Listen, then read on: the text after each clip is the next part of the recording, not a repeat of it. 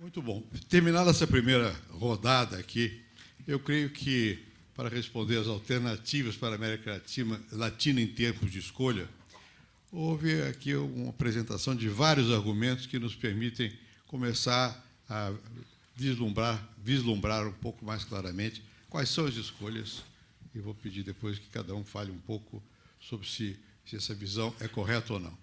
Na verdade, nós estamos num momento em que, depois da crise de 2008, nós, para usar a expressão brasileira, caímos na real. Descobrimos que tudo aquilo que parecia que ia ser, não vai ser. Houve um choque. Esse choque foi aqui expresso de diversas maneiras. No que diz respeito ao Brasil, a ideia de que o Brasil ia ser uma potência industrial se desvaneceu, temos problemas sérios. O nosso produto industrial, como comparação dos outros setores produtivos, diminui. As nossas exportações também. Apesar de um mercado interno enorme, na verdade, há importações, então sofremos a competição dos produtos importados e, depois de um primeiro momento que se ia dizer, bom, não, a questão é câmbio. Se viu que a questão não é câmbio, é produtividade, e que é competição mesmo, e que essa produtividade está ligada ao que já foi dito aqui, inovação, racionalidade das ações administrativas, educação, enfim, descobrimos que as coisas são mais difíceis do que pareciam. E, nesse tempo, quando podíamos fazer uma escolha, no momento mais fácil de fazer a escolha, fizemos uma escolha, a meu ver, equivocada. Ou seja, ao invés de caminhar mais no sentido da integração dos fluxos de comércio e de produtividade e tudo mais, voltamos a fazer uma escolha de retração, como se nós estivéssemos olhando para o retrovisor e o passado foi melhor, vamos proteger mais. Bem, estamos nisso. Estamos ainda num momento em que a escolha, o que nós vamos fazer diante das transformações tecnológicas, dos processos econômicos e políticos que deram na globalização, nós retroagimos. A discussão é antiga. Aqui na nossa conversa, pelo menos com o Ricardo, veio nos anos 60, quando eu escrevi um livro que depois ficou conhecido, Dependência e Desenvolvimento, eu nem sabia que estava lidando com o começo da globalização. Mas o tema já era o mesmo. O capital vai nos massacrar, o investimento é contrário ao crescimento. Depois se viu que não e tal, mas agora, de outra vez, deu um certo temor de avançar na direção de uma integração maior e uma competição maior.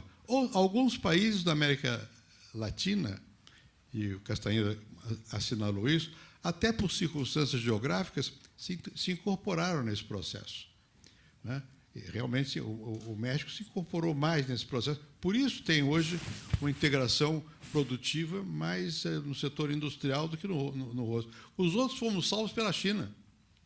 Chile, Brasil, Peru, tudo, nós fomos salvos pela China. A dívida externa de todos os nossos países acabou, porque a famosa questão mencionada aqui da relação dos termos de troca do Prebisch mudou. Quer dizer, em termos de troca, os produtos primários passaram a se valorizar mais rapidamente que os industrializados. Isso resolveu o problema da dívida externa, mas nos levou também à condição de exportadores de commodities. Nem todos os países, mas muitos deles. Então, ainda há uma escolha nesse terreno? Seria a primeira pergunta. Ou perdemos o momento da história? Outra questão que também foi debatida aqui durante toda esta primeira parte da manhã, a questão democrática. Eu acho que Jorge Castanheira colocou o ponto correto. Quer dizer, na verdade, houve uma tendência na nossa região de minimizar o valor da lei, dos direitos humanos, das regras, e o que valeria seria o crescimento econômico e, sobretudo, a distribuição. Liberdade vem depois. Ora, quem foi formado no passado, quem lutou contra a ditadura, nós saudávamos a democracia como se fosse um bem, um valor positivo, e quase acreditávamos que ela já estava alcançada. Agora vê-se que não. Vê-se que não, e o que é mais grave, foi mencionado aqui. Mesmo países que ainda têm escolha, não escolhem. Me refiro ao próprio Brasil. Não escolhe, não toma partido no que diz respeito ao valor da democracia, ao valor do compromisso internacional, da Carta de Direitos Humanos, do reconhecimento de que a liberdade é o centro da vida democrática. Nos encolhemos. Nem todos, por isso mencionei o Uruguai, não é o único, o Chile também. Mas, de fato, nessa matéria também houve uma espécie de esquecimento do passado e dizer, não, afinal, não é tão grave assim que haja pressão sobre os meios de comunicação, não é tão grave assim que se ponha na cadeia opositores, não é tão grave assim que se use a máquina eleitoral de uma maneira massacrante. Não é? Houve uma espécie de encolhimento. Então, a pergunta é, dá para reagir? O que nós vamos fazer? Não é? Houve um momento que dava a impressão que isso se faria em termos de um encantamento por um outro modelo. Primeiro foi Cuba, depois foi China. Agora nem é isso. Agora é a valorização de um modelo distorcido de governos que são autoritários, estatizantes e que não dão tanto valor à liberdade, mas que parece ser que atendem ao bem-estar social.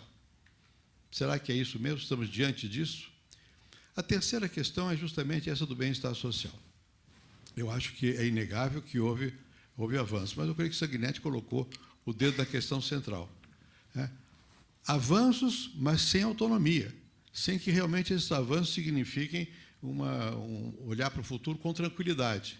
E mais ainda, não só esses avanços geram, e é bom, anseios ainda maiores, como esses avanços dependem de uma injeção contínua de recursos públicos. Até chamar de classe média o aumento do consumo e da renda, sociologicamente não tem consistência. Aumentou o consumo, mas os valores não mudaram. As formas de interação, de associação, também não mudaram. Então, vamos realmente, com o tempo, na direção do que foram os países da velha classe média, ou há um fenômeno novo, em que o consumismo impera, etc., etc., e cria afluxo de renda, mas não são sedimentados outros valores que seriam de ordem democrática, de solidariedade, etc., etc. Essa seria a terceira questão. Por fim, para não falar demais e para nós podermos conversar, eu acho que há uma quarta questão que foi aflorada por vários, o Ricardo foi mais preciso na matéria. No meio de tudo isso, nós temos, talvez, crise é uma palavra batida já, mas nós temos alguns problemas que são civilizatórios. Quer dizer, a civilização na qual nós vivemos, e o sistema que fundamenta essa civilização, que é o capitalista, não satisfaz várias dimensões. Uma que foi muito mostrada aqui com ênfase é a questão da igualdade. A velha questão, liberdade e igualdade. A questão da disparidade crescente, apesar do nível de pobreza subir, a diferença de vida, de renda, é muito grande.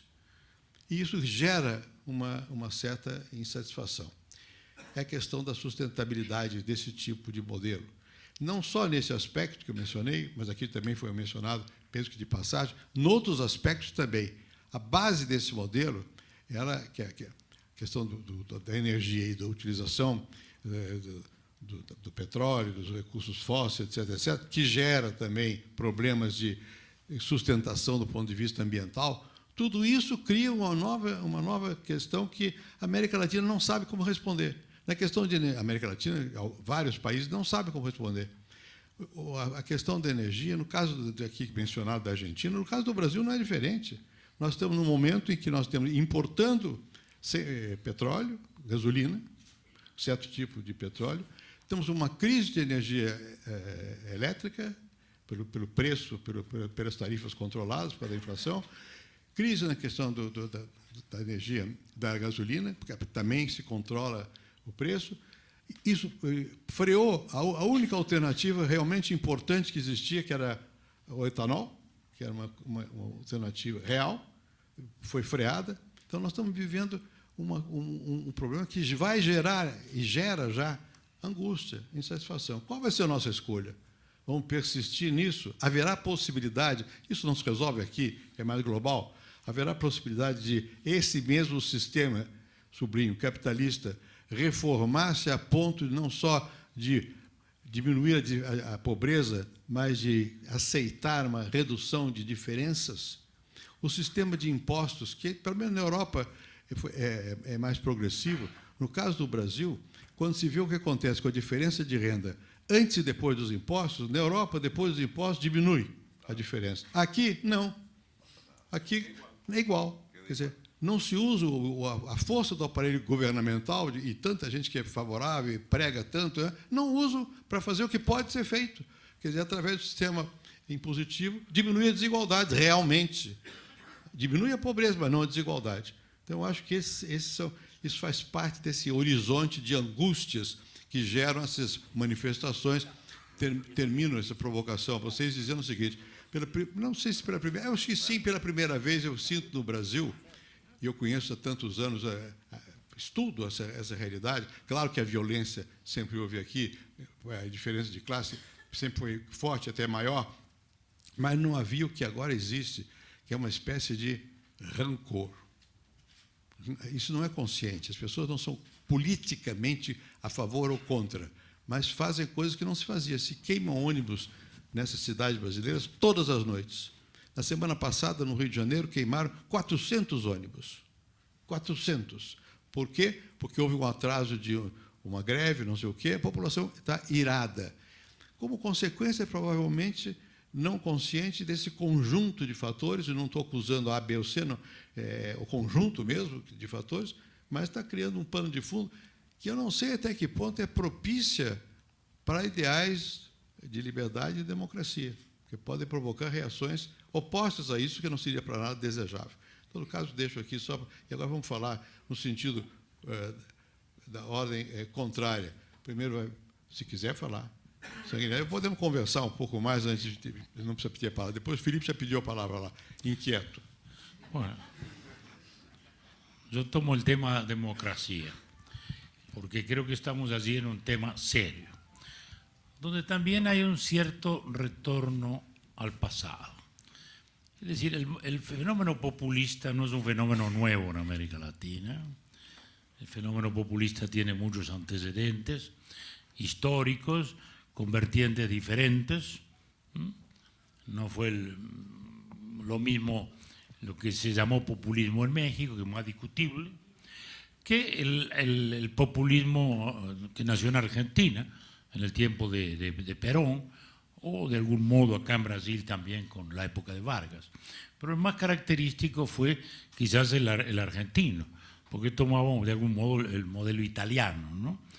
De corporativismo, o sea, los sindicatos empresariales y obreros en el Estado, que fue también el Estado nuevo, o Estado nuevo de Getúlio, ¿no? Fue un momento de una gran influencia intelectual de Italia, ¿no? Porque ahora se dice fascismo como sinónimo de autoritarismo. En aquel momento fascismo era más bien izquierda, ¿no? Era un movimiento, por eso los intelectuales italianos, los futuristas, los Marinetti, todos esos eran fascistas, que a uno hoy le resulta tan extraño, pero porque era un movimiento entonces que venía a la izquierda. Y hoy acá estamos en ese problema. Entonces, ¿el populismo qué tiene? El populismo trata de desarrollar un líder mesiánico por arriba de las instituciones, trata de sustituir la representación parlamentaria por una representación popular, que a veces es en la plaza pública, y luego instala el presupuesto del Estado al servicio de todo esto. Y esto es lo que, de algún modo, estamos viviendo en América Latina, en algunos países. Pero bueno, yo soy optimista, porque creo que hay que seguir combatiendo y que lo más importante es seguir defendiendo la libertad de prensa, porque al final es la garantía de todas las otras cosas, ¿no? Y hoy es esa cierta hipocresía que vivimos, porque hay mucha hipocresía, Jorge, un poco lo que tú señalabas, sin usar una palabra tan dura como uso yo, hay mucha hipocresía, ¿no? Entonces, lo que pasa en Venezuela es tremendo, pero es tremendo no simplemente porque hoy haya estas protestas. Yo diría, estas protestas eran inevitables en un país en quiebra económica, en quiebra social, y donde la persecución a los medios de libertad de expresión era tremenda. Entonces se dice, bueno, pero hubo una elección legítima, hubo una elección, pero con un desnivel y una desigualdad impresionante para la oposición. Y eso no es de hoy, eso viene ya de muchos años y de algún modo todos hemos ido tolerando y tolerando, ¿no?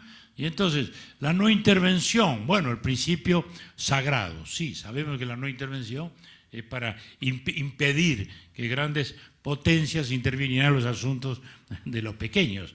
Pero hoy resulta que la no intervención es para nosotros un escudo para amparar violaciones a derechos tan importantes como esos.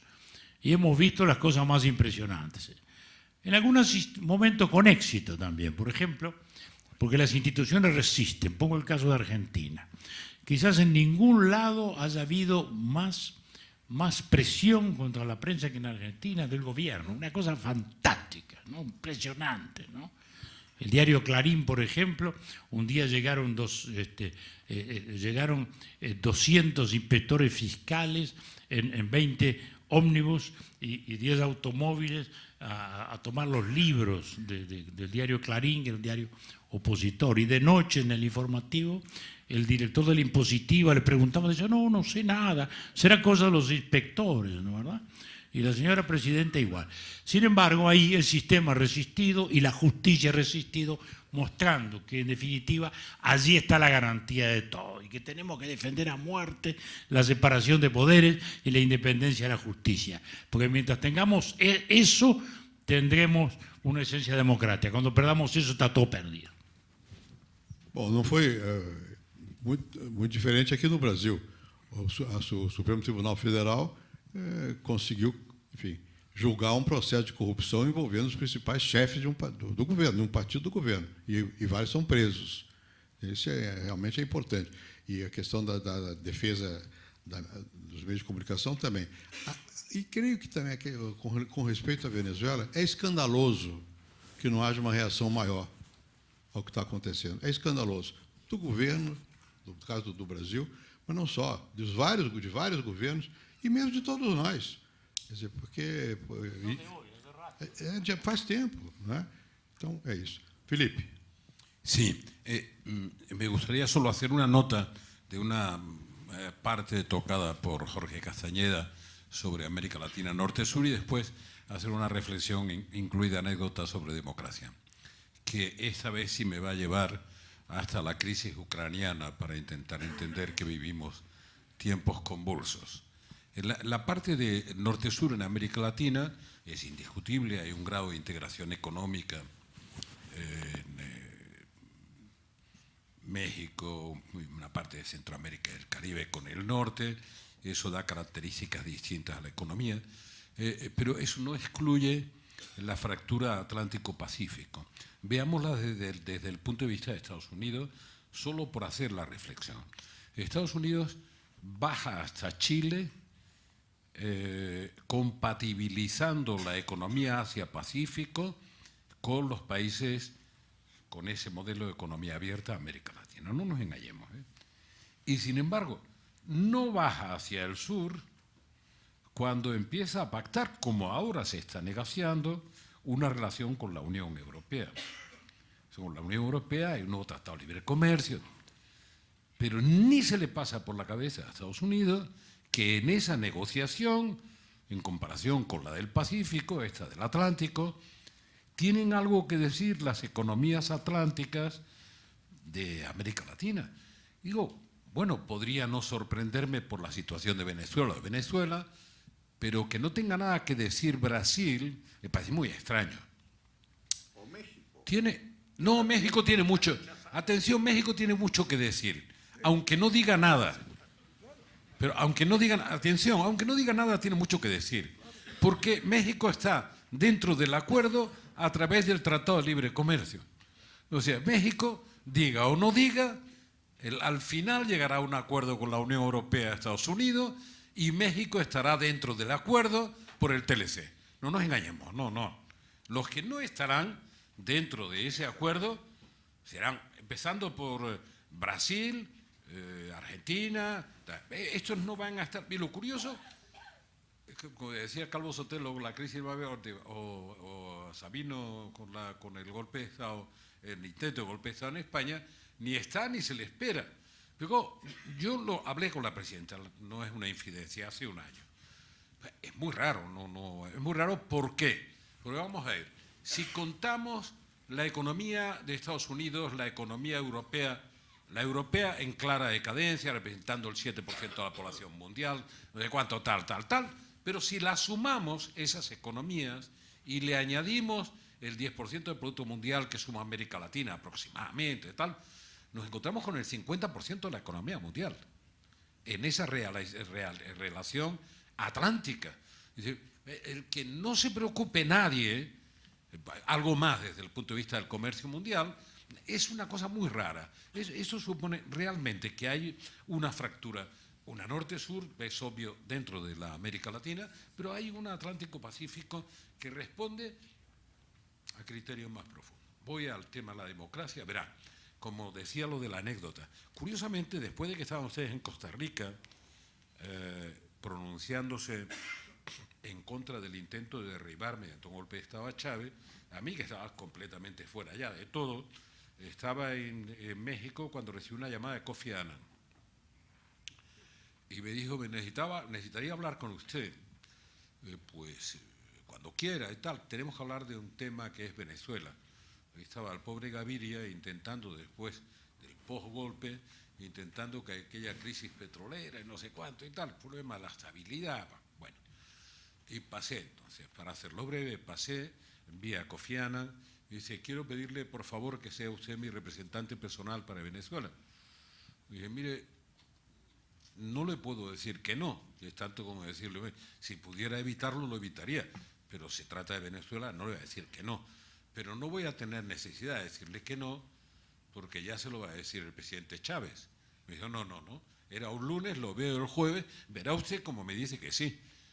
Digo, bueno, verá, le voy a decir que no y le voy a dar un par de argumentos que él le va a emplear.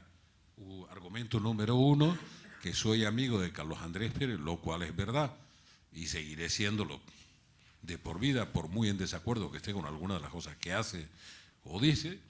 Por tanto, eso es verdad, y soy más amigo de la oposición que del oficialismo. Eso también es verdad, no me ciega la opinión, los fallos que tiene la oposición. Y el segundo argumento que le voy a dar, así, es que España algo ha tenido que ver en este intento de movida o de golpe de Estado de vodevil y tal. Bueno, ahí sí soy especialmente sensible y le voy a dar la respuesta que espero que no lo olvide por si ese es uno de los argumentos. Dígale de mi parte al presidente Chávez que yo estoy en contra de los golpes de Estado, incluso cuando los da él, como él bien sabe. Por lo tanto, así empezó. El otro se reía, el secretario general se reía, el jueves lo tuvo, le dio efectivamente Chávez sus argumentos y por la noche me llamó, al día siguiente me llamó a Madrid diciendo, por favor, mantenga la disponibilidad, ha dicho que no, y efectivamente eran los argumentos que usted decía.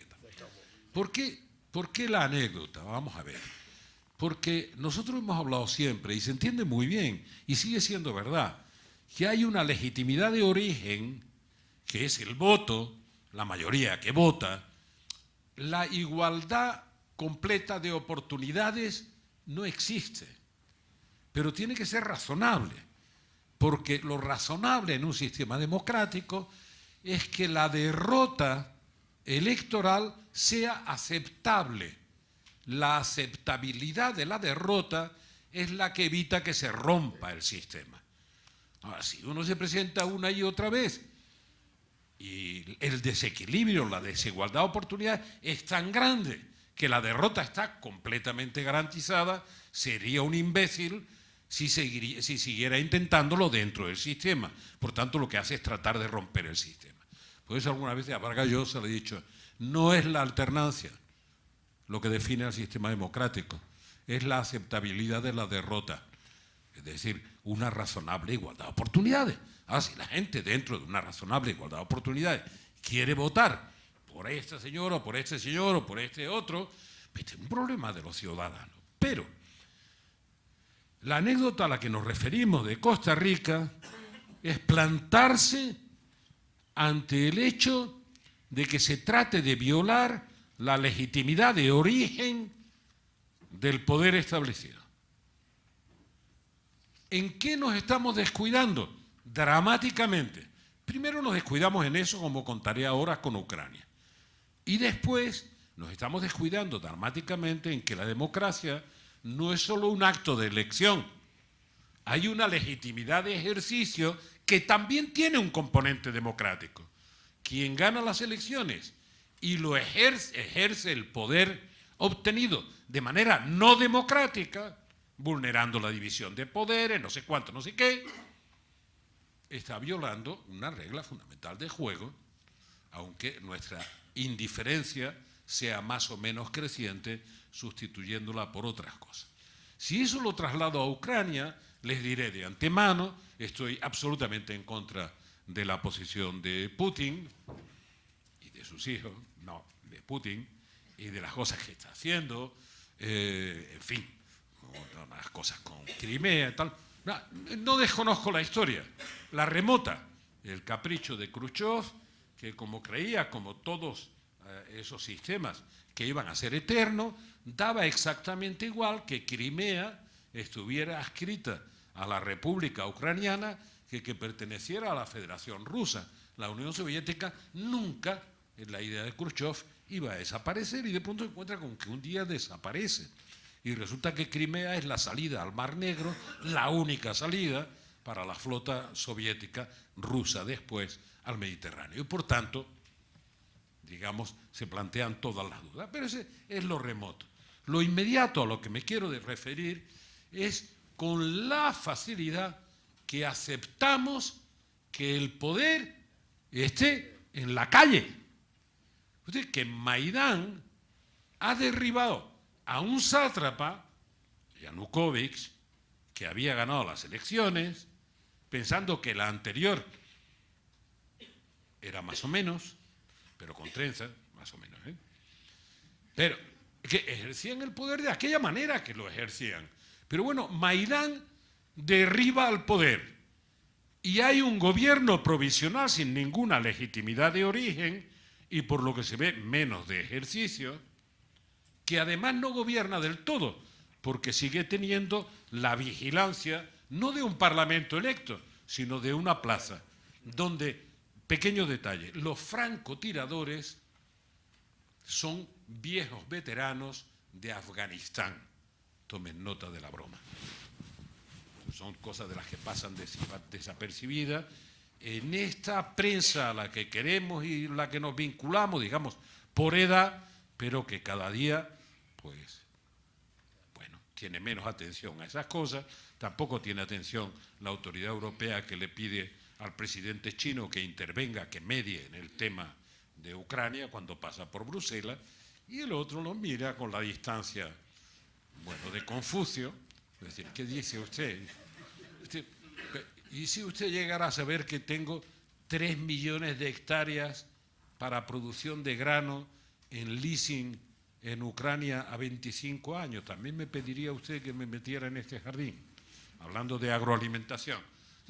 Por tanto, ¿qué es lo que pasa después? Hombre, la fragilidad de Europa, la pérdida de relevancia y la fragilidad de Estados Unidos con Obama, que es, adoro a Obama, me parece que es el mejor conceptualizador de no sé cuántas décadas en Estados Unidos, pero en eso es absolutamente italiano, conceptualiza bien y ejecuta más bien regular, tirando para mal.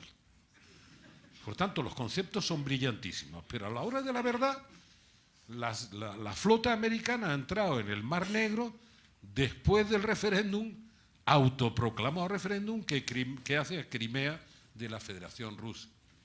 Todavía queda la cola del gato por desollar y probablemente Putin se está dando un tiro en los pies. Me acuerdo del viejo Kissinger que decía: la descolonización de la Unión Soviética no se ha acabado, ahora tiene que descolonizarse la Federación Rusa. Por tanto, si es legítimo la autodeterminación de Crimea y del Este, pues puede que sea la de Chechenia y la de no sé qué otras repúblicas islámicas dentro de la Federación. Por tanto, hay un largo recorrido. Pero, por favor, en el pensamiento original en el que estamos aquí, es que hemos dejado de darle importancia a la democracia, a la legitimidad de origen. O sea, es íntimo amigo mío Monti y lo adoro, pero la manera en que, no los italianos, sino la llamada comunidad internacional para lo que valga, decide que Berlusconi no sirve, que es el que ha sido votado, y que el que tiene que gobernar es Monti, que después, por cierto, de gobernar 1 año y medio, pues su plataforma se presenta y saca el 10% de los votos. ¿Hasta dónde vamos a llevar esta broma en términos de legitimidad democrática? En América Latina está fallando más la vigilancia sobre la legitimidad de ejercicio que los problemas de verdad de legitimidad de origen. Porque hay muchas diferencias, hay matices, pero todavía se vota. Y todavía, eso que algunas veces me preguntan, con eso termino, me preguntan en México, me lo preguntaban. Oiga usted, la democracia no garantiza el buen gobierno, salvo en el muy largo plazo. Porque como a los políticos no nos gusta que nos echen, tratamos de mejorar nuestras prestaciones. Y eso se consigue a muy largo plazo. Lo único que garantiza es que echamos a los que no nos gustan. Cosa que la dictadura no permite. Por tanto, no es un modelo de buen gobierno. Puede haber muy malos gobiernos democráticamente elegidos, con la ventaja de que los podemos echar. Hay que garantizar que la legitimidad de ejercicio no se desequilibren tanto las oportunidades que el poder llegue a controlar el poder judicial, el poder económico incluso, o el poder mediático. Eso es lo que hay que garantizar. Pero estamos descuidándonos en lo segundo, llamo la atención, igual que Europa se ha descuidado en lo primero. Es un horror lo que está pasando con Ucrania. Un horror ante, bueno, un poco la indiferencia del mundo y la inoperancia de lo fuerte. Debe ser un agregadito antipático a lo del descuido de la democracia. Es antipático porque en todos los análisis y los reclamos siempre los dirigentes políticos y los partidos son los responsables. Y los ciudadanos no tienen nada que ver, ¿no? Los que andamos bastante por América Latina sabemos. Uno va a Perú y dice Fujimori, ah, sí, Fujimori, ¿no? Como si fuera de la época de San Martín, pero ustedes lo votaron. Bueno, sí, y lo reeligieron. Ah, bueno, sí, pero ya. Uno va a la Argentina, Menem, ah, sí, Menem, ¿te acuerdas de Menem? ¿Cómo? Está ahí Menem, ¿no? Lo votaron y lo reeligieron. Entonces, con eso estoy diciendo que la democracia es un sistema de racionalidad que se basa en el ciudadano. Y el ciudadano a veces todavía toma la elección como una encuesta. Doy una respuesta rápida a lo que me preguntan, y no es así. El mayor acto de gobierno es justamente la elección. Y ahí tenemos que transitar mucho todavía para lograr esa responsabilidad ciudadana. ¿Sí? Dos cosas muy rápido. Cuando decía el presidente Cardoso de la integración, digamos, de México al espacio económico de América del Norte, yo insistía también en eso. No quiero decir que nos haya ido mucho mejor, ¿eh? Es decir, si vemos los números del 90 al 10 o del 94 cuando empieza el NAFTA, ahora que ya son 20 años, la tasa promedio de crecimiento del PIB mexicano o del PIB per cápita mexicano ha sido inferior al de Brasil, ligeramente inferior. El per cápita mexicano ha sido 1,6 y el brasileño 1,8, 1,9 durante estos mismos 20 años. Chile nos ha superado con mucho, Perú nos ha superado, Uruguay nos ha superado, hasta Colombia nos ha superado. Digo hasta Colombia porque son mágicos y todo eso. Por eso, sí, no, por eso. Hasta Paraguay. Paraguay, sí, ¿verdad? Entonces, es una, digamos, hemos hecho una gran apuesta en México, tenemos una economía muy abierta, tenemos un sector exportador formidable, tenemos unas regiones del país de clase media, modernas, competitivas, y tenemos todavía tasas de crecimiento promedio inferiores al promedio de América Latina. Y luego cuando decimos es que es por culpa de Estados Unidos, resulta que el año pasado nosotros crecimos 1% y Estados Unidos creció 2,5%. Entonces yo no entiendo por qué el que crece más es el culpable del que crece menos. El otro tema, volviendo un poco a Venezuela, y el problema de ahora del presidente Maduro, a diferencia del presidente Chávez, yo creo que son dos. Primero, las violaciones de derechos humanos en ejercicio sí son más graves hoy que hace 5, 6 años, 10 años. Sí, ya, por ejemplo, el informe de Human Rights Watch de la semana pasada, que ha sido muy comentado en la prensa aquí y en muchas partes, ya son una serie de casos muy concretos de represión que no se habían visto en América Latina desde hace mucho tiempo. Y por otro lado, la legitimidad de origen de Maduro es mucho más discutible que la legitimidad de origen de Chávez en cualquiera de sus elecciones. No sé qué piensa el presidente Lagos al respecto, pero a mí me ha indignado un poco esta comparación de Salvador Allende con Nicolás Maduro. Es decir, que le dieron un golpe a Allende y le están dando un golpe a Maduro. Me parece francamente deleznable, sobre todo en un sentido muy específico. Nadie jamás pudo acusar a Allende de no haber sido un demócrata. Se puede acusar de muchas cosas, de esa no. Pero la represión que está ejerciendo Maduro hoy en Venezuela, Allende jamás recurrió a ello. ¿Cuál golpe de la calle y del imperialismo contra Maduro como si fuera Allende, ¿no? Ricardo. Bueno, yo quisiera, son muchos los temas, pero quisiera partir con uno, el del tema Pacífico y Atlántico, y hacer la continuidad de lo que planteó Felipe González, de por qué Estados Unidos no mira al sur. Y es cierto, ahí hay un doble estándar clarísimo.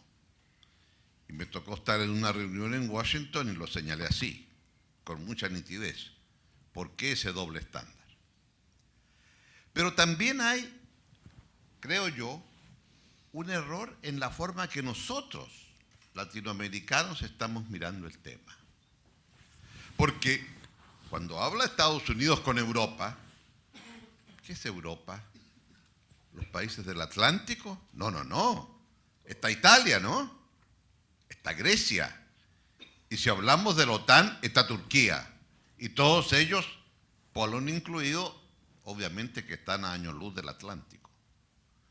Pero Europa entiende que tratándose de Europa, tienen que hablar todos para que Europa sea lo que es Europa. El anclaje al cual se refería con tanta precisión Castañeda. El drama es que nosotros no hemos logrado crear nuestro propio anclaje. Sí, podríamos decir que el anclaje es el hemisferio occidental, pero creo que los españoles miraban y los portugueses entrar a la Unión Europea como el desideratum de su mayoría de edad. Estamos a la altura de, somos iguales a. Pero en ese anclaje había también una cantidad de fondos de transferencia comunitaria a los que entraban, que caramba que hacía una diferencia entre entrar o no entrar. Y entre nosotros, no digo el hemisferio occidental, porque Estados Unidos nunca ha entendido esto, pero entre nosotros tampoco hemos logrado crear aquello. Sin embargo, creo que sería un gravísimo error que frente a este mundo que se dibuja ante nosotros, aceptáramos la división de Atlántico y Pacífico.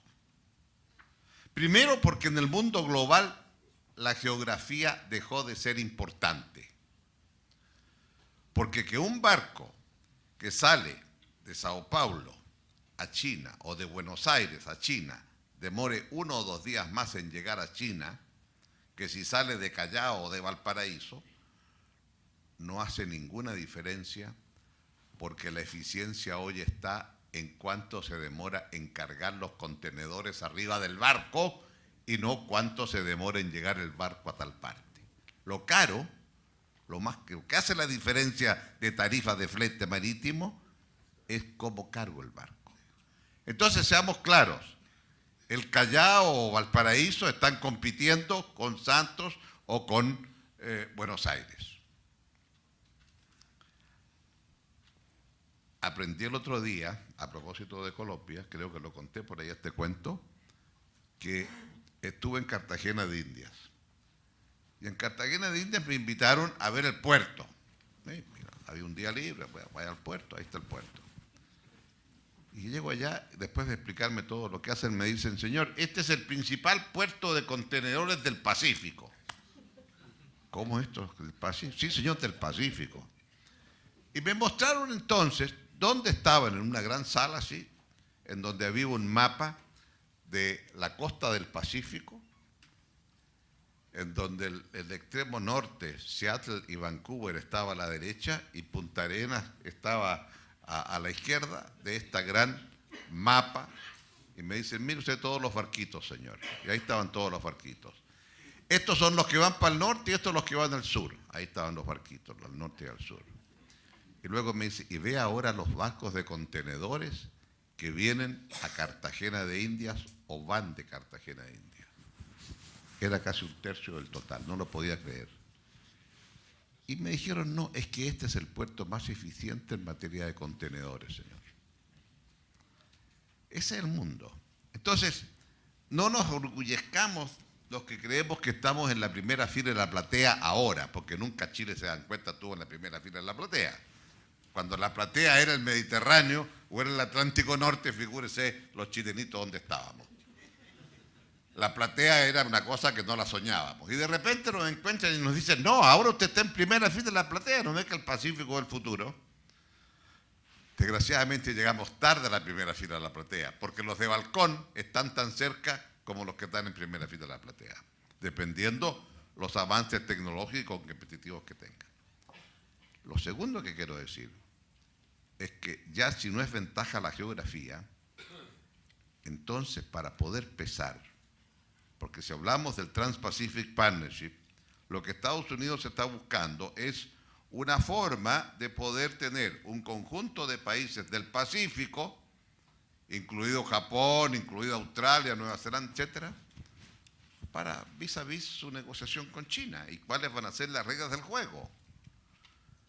Y déjeme usted decirles que nosotros tenemos un acuerdo de libre comercio con Estados Unidos, pero en el Trans-Pacific me cambian un poco las reglas del juego de propiedad intelectual, me cambian un poco las reglas del juego que nos costó mucho conseguir en materia de servicios financieros, y entonces, claro, estamos un poco incómodos con esto que nos están invitando porque nos están revisando las cosas que habíamos ganado.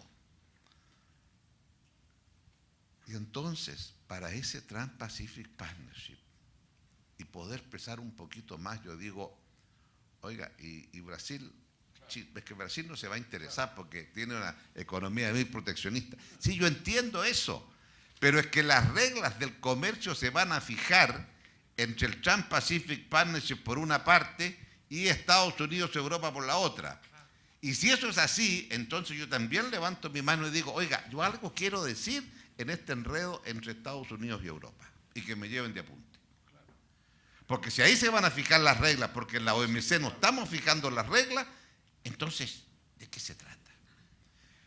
Y por eso, entonces, claro, no me gusta a mí. Yo entiendo cuál es la lógica de la Alianza del Pacífico si se quiere entender como un entendimiento de países que tienen una economía más libre porque somos países más pequeños.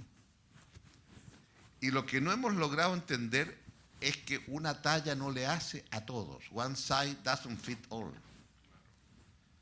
Si usted es un país como Brasil, que es un país continente, la forma en que usted va a proteger su mercado interno es muy distinta si usted es un paísito como Chile con 17 millones o 16 millones de personas. Y por lo tanto va a haber políticas desde el punto de vista del interés de cada país distinto. Pero no quiero transformar que porque esas políticas sean distintas no pueda tener algunos mecanismos de geografía variable para poder entender una forma de hablar con una sola voz, a pesar de que tenemos intereses distintos. ¿Por qué lo digo? Porque los amigos europeos no tienen ningún problema cuando Inglaterra dice, no, al euro yo no entro. El Bank of England se mantendrá con su autonomía y la libra esterlina también. Y aceptan eso, porque esa es la decisión de los ingleses. Pero hay unos que están en el euro, otros que no están en el euro, pero están todos en la Unión Europea. Y a ratos eso se nos olvida. Y nos exigimos las mismas normas para todos. Y yo entiendo, ustedes en Brasil compras de gobierno, solo para las empresas brasileñas. Nosotros, compras de gobierno, el que nos vende más barato. ¿No? Una vez estuvo por allá, este cuento lo conté por ahí, estuvo por allá el presidente Lula, se llegó el día antes a Santiago y le dije al presidente Lula que se fuera a comer a casa. Y estábamos comiendo ahí, en medio de la comida le dice, Lula, te quiero pedir un favor, la semana próxima los estudiantes se me van a la huelga y la culpa es de Brasil. Ah, no, me dijo, no, nosotros no tenemos ningún... Sí, le dije, compras de gobierno son abiertas. Si una empresa de Sao Paulo se ganó la confección de la cédula de identidad de los estudiantes para que paguen menos en transporte público. Y no me queda claro si esa empresa está en huelga o el correo está en huelga, no ha llegado lo famoso esto. Bueno, el presidente me lo arregló rápidamente. Pero cuando se iba le dije, pero ese problema, presidente, usted nunca lo va a tener con Chile. ¿Por qué? Me dijo. Porque compras de gobierno solo para Brasil. Y es lógico, ustedes lo entienden, pero no por eso no podemos empujar juntos si vamos a discutir lo que van a ser las reglas del comercio a través del Trans-Pacific Partnership y a través de lo otro. Entonces, ¿cómo se hace para, entendiendo nuestras diferencias, poder entender que lo que no queremos es que en América del Sur nos dividan entre los del Atlántico y los del Pacífico? Porque he conocido muchas divisiones en materia de integración, pero esta otra que nos hacen del Atlántico y del Pacífico no me gusta. Por eso que digo que el Tratado de Tordesillas, dejémoslo para lo que hizo el Papa hace 500 años, pero no lo apliquemos hoy día porque es una forma de disminuirnos nuestra capacidad negociadora. Segundo punto breve que quisiera decir. Tercero punto. El tercer punto. El tercer punto que quisiera decir, perdón. Está preocupado porque yo le dije que en mi última vuelta tenía 10 puntos que referir. No, el tercer punto es algo muy simple y es que frente a los planteamientos que hace de Europa Felipe, que coincido plenamente, el error ha sido de la política. Porque, y en parte también eso ha ocurrido en mi país, no estoy diciendo que no sea así, ¿no? Cuando a usted le dicen es que los mercados no me van a entender, entonces la pregunta obvia al ciudadano es, ¿y a usted para qué lo elegí? Porque si usted va a ser gobernado por los mercados, pues no lo necesito en el gobierno. Y este tema que el mercado me dice lo que puedo y no puedo, me parece que es una dejación de aquello, porque los mercados son muy eficientes, hacen muy bien las cosas, pero hay que administrar y ordenar los mercados. Y por lo tanto es un absurdo que las agencias clasificadoras de riesgo son las que ahora le ponen la nota a los gobiernos y según eso entonces usted puede endeudarse a esto o aquello. Y dicho sea de paso, los únicos que han pasado sin pagar ningún costo son las mismas agencias clasificadoras que el día anterior decían que Lehman Brothers era AAA. Y ellos ahí están felices de la vida. Entonces, ¿cuándo vamos a establecer una regulación distinta? Y los amigos banqueros volvieron a las de antes, ¿verdad? Y justifican que un bono de 40 millones de dólares porque lo han hecho muy bien en el banco. Entonces, acá hay un tema que tiene que ver con un tema más global. En América Latina, claro, como dijo Felipe, es cierto, porque tuvimos la cantidad de crisis que tuvimos en el pasado, el sistema financiero nuestro resistió perfectamente. Y teníamos en aplicación Basilea I, Basilea II, Basilea III, ni un problema.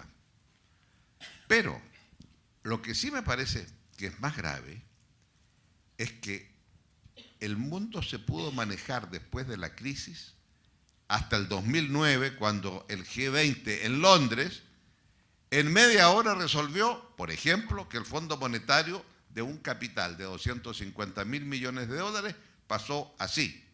En media hora despacharon, se aumenta a 750.000 millones de dólares. Yo que ya tengo algunos años y me acuerdo de la crisis del 70 y de la inconvertibilidad del dólar en oro que decretó Nixon en agosto del 71, con lo cual las bases del sistema monetario se desplomaron ahí mismo, todo lo discutido en Bretton Woods. Bueno, y desde ese momento se empezó a decir que el Fondo Monetario tiene que tener más recursos, Pero en tanto lo decían los países, como se decía en ese tiempo, del tercer mundo, el fondo seguía como estaba.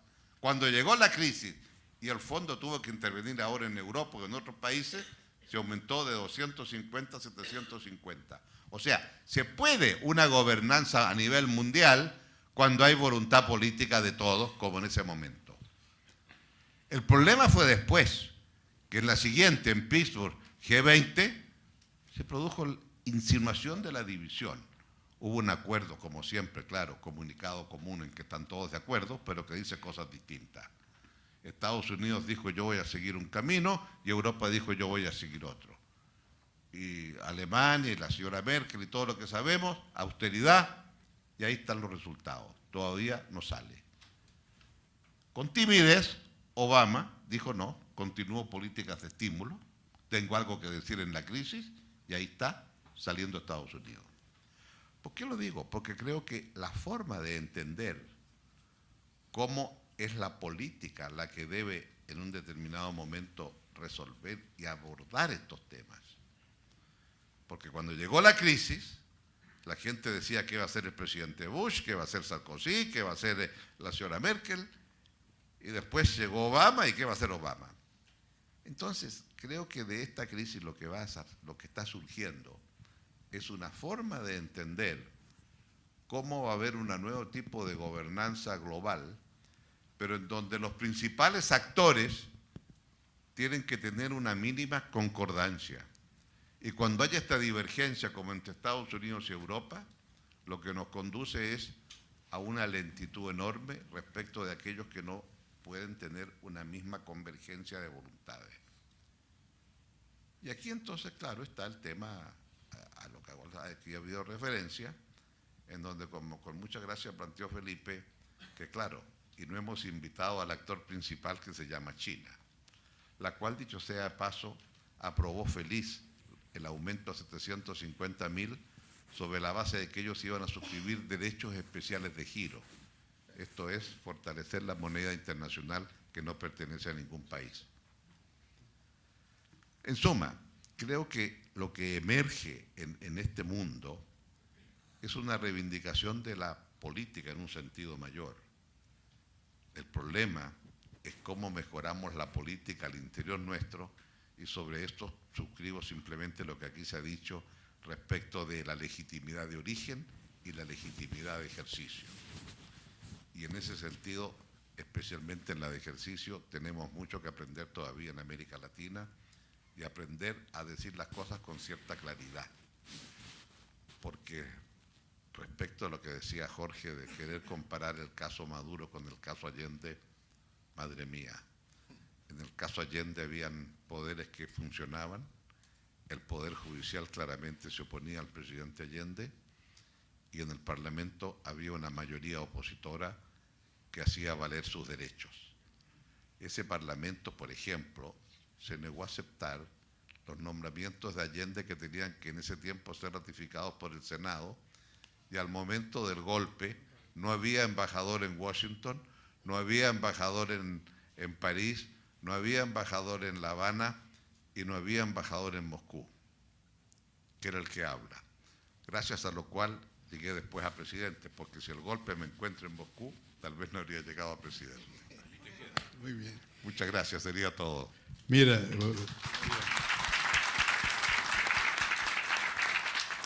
Ricardo siempre vuelve a un tema que yo creo que es muy oportuno, que desde el tiempo en que se discutía la posición de Chile frente a Mercosur, era igual, ¿no? Una enorme intolerancia de parte nuestra, o sea, de los que ya estaban en Mercosur, frente a las demandas de Chile, que eran precisamente la misma que plantea hoy. O sea, ¿por qué no aceptar nuestra diferencia y a despeito da diferença, estou falando em espanhol, a despeito dessa diferença, fazer parte do Mercosul? No fundo, é a mesma questão que se diz agora na questão do Atlântico e do Pacífico. Há diferenças, mas por que não aceitar que, a despeito das diferenças, nós podemos jogar juntos? Aí é um problema que é nacional, brasileiro.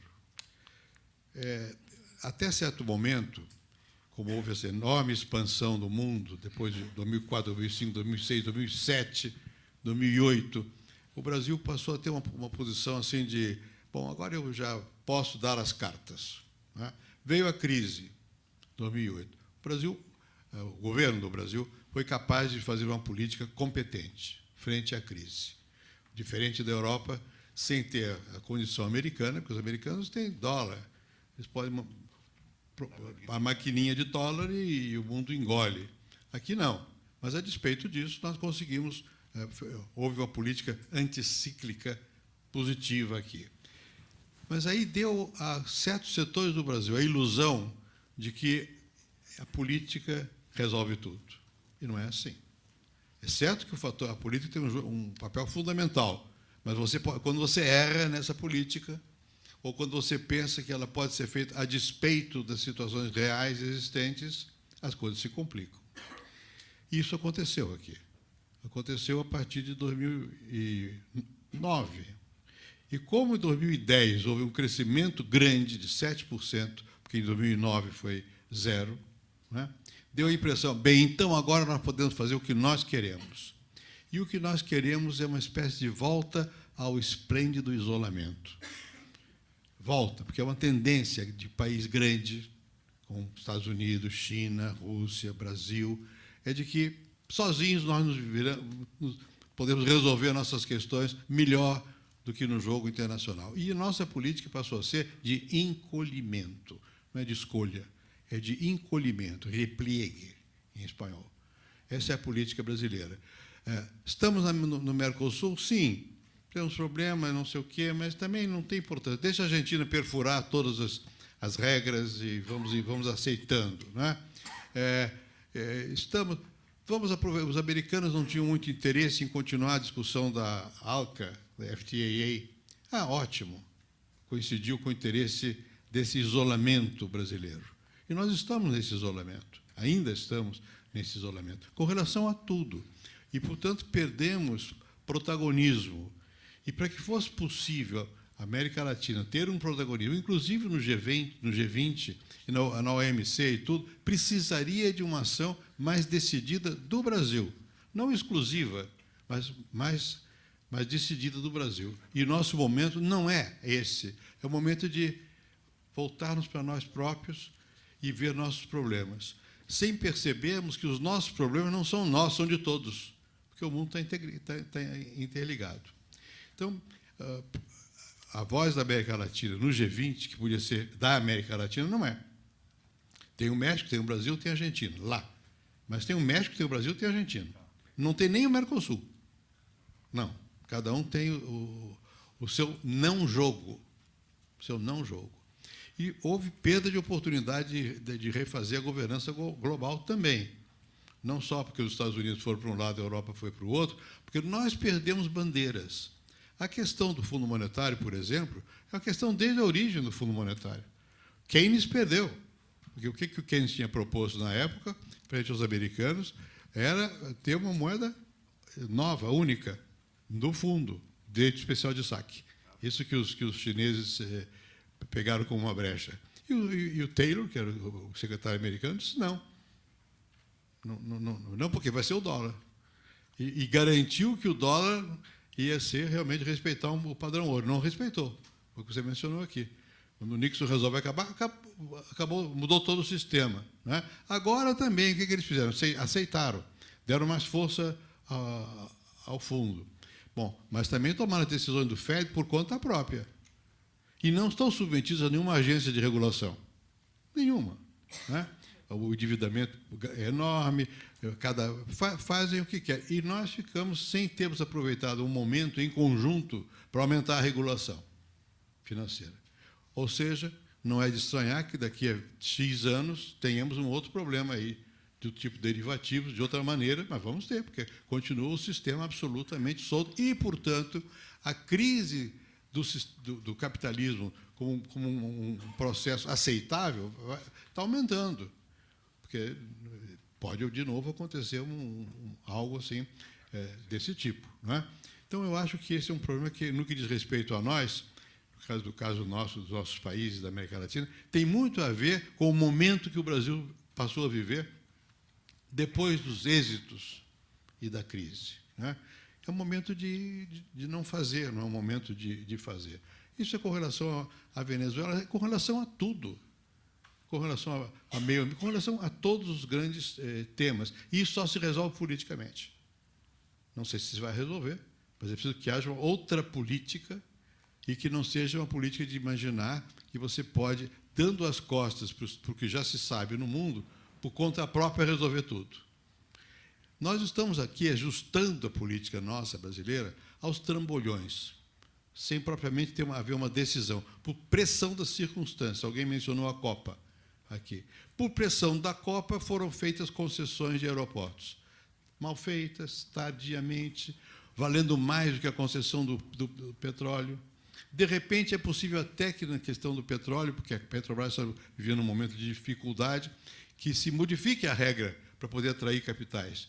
Porque é inconcebível que, havendo tanto capital sobrante no mundo, eles não estejam vindo para o Brasil.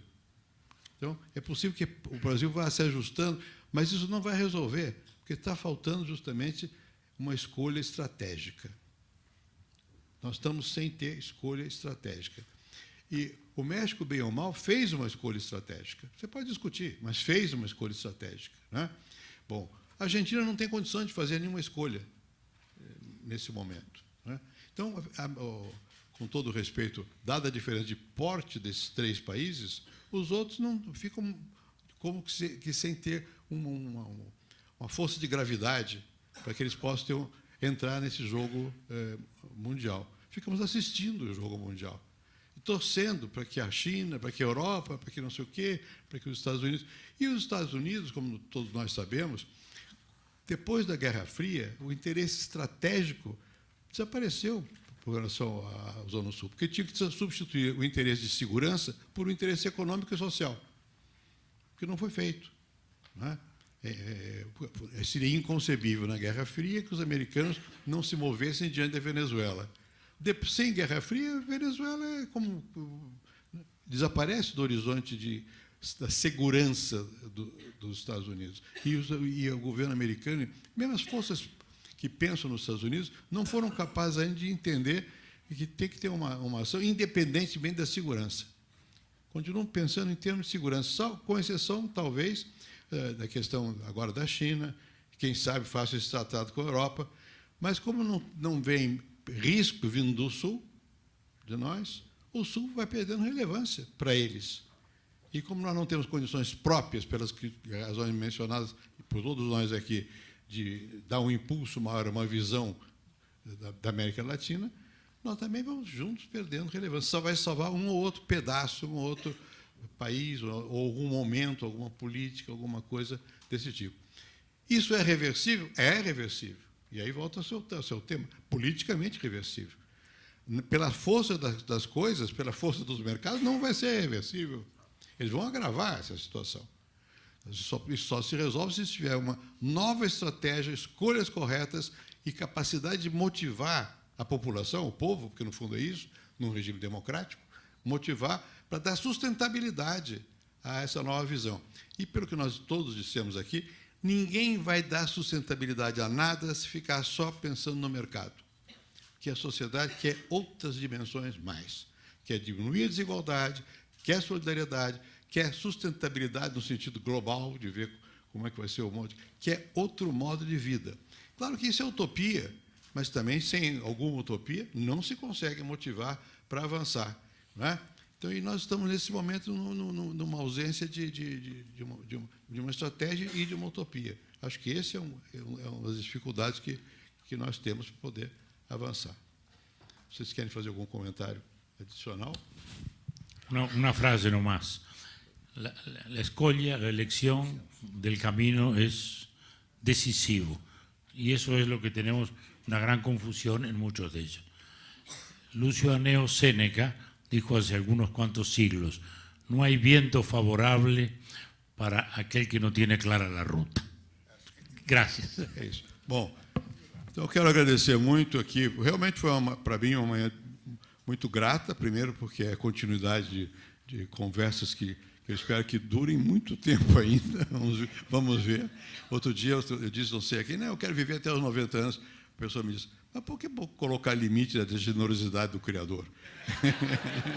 Bom, então, eu acho que sem limitar a generosidade do Criador, eu espero que nossas conversas continuem e, sobretudo, que seja possível para o nosso Instituto manter um diálogo dessa natureza sempre, que tenha um sentido pedagógico também. Num país como é o Brasil, como são os nossos, onde tudo é política com P minúsculo, onde só se vê o adversário, onde só se vê o interesse de fazer isso, fazer aquilo, temos que ir além disso. E como nós já estamos assim, num momento de certa... Eu pertenço a um grupo que é terrível, chama-se The Elders, os velhos, né?